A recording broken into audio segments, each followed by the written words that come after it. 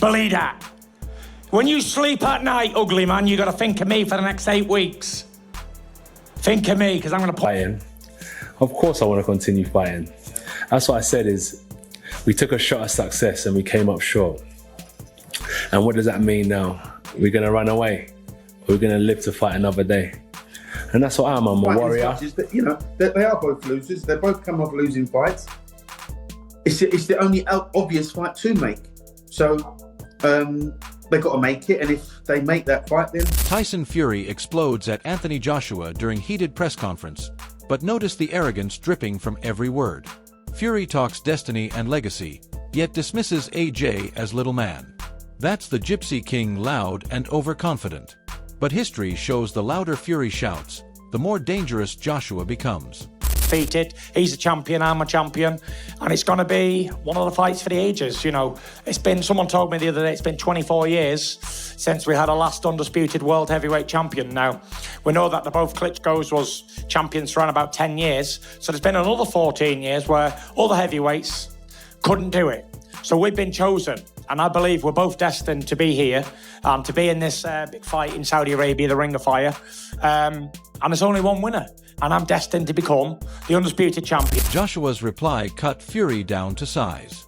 While the Gypsy King barked and postured, AJ calmly stripped away his bravado, exposing him as a man desperate for attention. It was humiliation served cold. Joshua showing he's the real attraction, while Fury was left looking rattled and small. He's a challenger, huh? Yeah, but he can't sell out. This is the first time he's headlining a show. I'm here, I'm the champion. I told you, I'm the landlord. I'm collecting. Even Duke McKenzie couldn't ignore it. This fight is a shootout. Both men can be cracked, but only Joshua carries that fight-ending dynamite. While Fury explodes in press conferences with noise and hot air, AJ saves his explosions for the ring. And when the landlord unloads, Fury's legacy could be shattered in seconds. And I think also AJ's got a lot of power still. His punch resistance may be shot to pieces, but you know, Fury's not too far behind him, I don't think. They're both ready to go.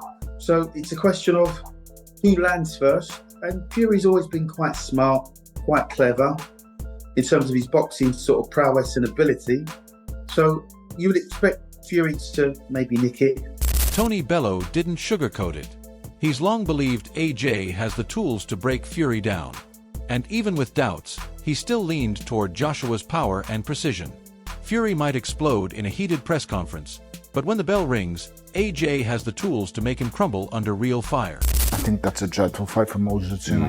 I just think to throw this kid into the wolves at this stage so early in his career, I just don't get what for. He's a young man, let him develop the same as every other fighter, let him learn his trade. Joshua's warning was sharp, short, and lethal. A reminder that this rivalry isn't about empty words. While Fury clowns around, AJ's calm threat hit like a sledgehammer. In a fight where Fury shouts, "You're finished," across a heated press conference, Joshua quietly flips the script. The Gypsy King's bravado won't protect him when the landlord comes collecting. Been signing contracts for years. It ain't in my hands, it's with a legal team. That's why you hire lawyers. If you know the history of boxing, make sure you get your legal terms right. That's why you got good management and good lawyers. So of course I'm going to sign a contract. That's just with some lawyers at the minute. Johnny Nelson spelled it out. When it comes to technique, Joshua is the superior boxer. Fury may talk about brains, movement, and slickness, but strip away the noise of those heated press conferences. And the truth remains, AJ has the fundamentals to dominate. The jab, the combinations, the power shots, they all come sharper from Joshua's arsenal. Fury loves to explode in front of cameras, masking his flaws with bravado. But Nelson's words cut through the act. Joshua is the more disciplined, technically polished fighter who can dictate pace and distance. If AJ imposes his rhythm, Fury's awkward style becomes a liability, not an asset. And that's why so many believe when the talking stops, Fury's theatrics won't save him from being picked apart. To me, it's so close and it's so subjective. And that's what I said. I think in regards to saying, I'm technically better, I don't think Spencer meant that Anthony Joshua is technically a better boxer than Tyson Fury, because Carl Froch nailed the heart of the matter. If Fury truly believed in himself, why even flirt with retirement? That constant back and forth shows a man unsettled, a man unsure. Compare that with Joshua. Laser-focused, disciplined, ready for war. Fury may explode at press conferences, creating chaos to mask insecurity, but Froch sees through it. He called this fight the one fans want because it strips away excuses. AJ has never shied from the challenge, while Fury dances around, playing mind games. Froch's question wasn't casual. It was a direct dig at Fury's mentality. Retire, come back, shout insults. It all looks like a man trying to convince himself. Meanwhile, Joshua is steady, waiting, and the landlord never misses his rent collection. I know the fight with Anthony Joshua is an interesting one we want to see, one that I certainly want to see. First of all, I'd just like to say, why retire, why come out? I've touched on it. Froch spoke bluntly again, cutting through the hype. Even if Fury vanished without fighting AJ, the sport would move on because Joshua remains the true attraction. Wembley doesn't fill for Fury alone. It fills when AJ's name is on the poster. Froch's honesty highlights a brutal truth. Fury needs Joshua far more than Joshua needs Fury. The Gypsy King can explode at a heated press conference. Call AJ every name under the sun, but Froch's words echo louder. History remembers the man who draws the crowd, not the man who shouts loudest. AJ's losses don't erase his star power. If anything, they made him battle-hardened. Fans crave redemption arcs, not clown shows. That's why when this fight happens, Fury will be standing across from Britain's true boxing headline act. If he fights Anthony Joshua, that will be the one that people want to see. That will probably still fill Wembley, but as a boxing purist and as a lover of the sport, am I that bothered if Tyson Fury never steps in the ring with Anthony Joshua? I'll be honest, no. AJ's been flattened. Adam Smith brought it back to the big picture. Fury isn't riding into the sunset just yet because the fight with Joshua is unavoidable. All the noise, the press conference explosions, the insults, it all circles back to one truth. The defining battle of this era is Fury versus AJ. And Smith knows it. But listen closely. He didn't speak like a man backing Fury. He spoke like someone acknowledging Joshua's place as the final hurdle, the defining opponent. If Fury wants legacy, he must get through AJ. And that's where the danger lies. Because Joshua, calmer now, rebuilt, and hungrier than ever, isn't there to play games. Fury can shout, "You're finished all day." But Smith's tone hinted at reality. Joshua may be the one to truly finish him. Career has been a phenomenal career. He's not just going to slip away into the sunset, I don't think. So I think if that fight, which I think is very much still there to be made this year, is got to... Eddie Hearn summed up the chaos that surrounds Tyson Fury: unpredictability, inconsistency, and endless games. No one really knows what Fury's next move is, not even Fury himself. One moment he explodes at Anthony Joshua during a heated press conference, screaming, "You're finished." The next he's floating retirement rumors or playing hide-and-seek with contracts. That's not the mentality of a true champion. That's the behavior of a man desperately trying to control a narrative slipping away. Meanwhile, look at AJ. Focused, structured, already preparing for camp. No distractions, no excuses. The contrast couldn't be clearer. One fighter lives in the noise, the other in discipline. Hearn's words were more than analysis. They were a spotlight on Fury's weakness. Joshua isn't wasting energy chasing answers. He's sharpening his tools, knowing that when fight night arrives, Fury's mind games won't matter. In the ring, talk ends and truth begins. And the truth is that AJ is prepared to silence the Gypsy King once. You can't ever guess what Tyson Fury's thinking or what his plan is, you know, and it's really, you just got no, like, you can't choose confidently what he's going to do. Maybe he's had enough. Maybe he's got the ump. Maybe it's a game. You just got to worry about yourself. And, you know, for us, AJ's probably a couple of weeks away from going back into camp.